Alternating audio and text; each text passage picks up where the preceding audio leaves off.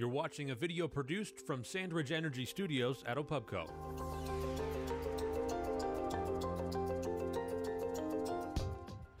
Right-sized government has been a common refrain at the Oklahoma Capitol for almost a decade. From 2009 through 2011, this is strictly state agencies, not higher ed or common ed.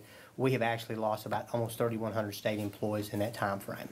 But never has the call for consolidation, efficiencies, and downsize been as loud as in recent years, with Republicans soundly in control of government. I know we have consolidated some agencies, and some of the agencies we don't disagree with the consolidation efforts, but what we've seen, especially since '09, is just the budgetary issues.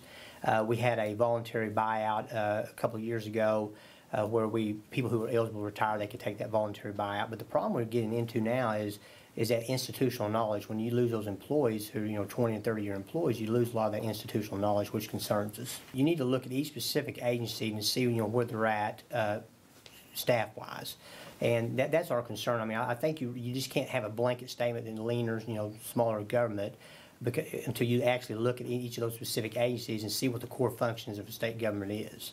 Well, to the extent that we can reduce the size and scope of government, I think we have a charge and an obligation to do that. We've done a good job in the past few years of reducing a lot of our costs, a lot of our expenses. Some of that has been by necessity, but some of it also has been because this legislature really does, I think, have a desire to reduce the size and scope of government.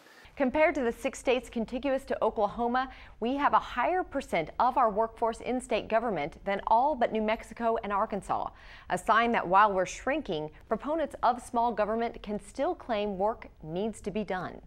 Read more on the story by Megan Rowland in the Oklahoman.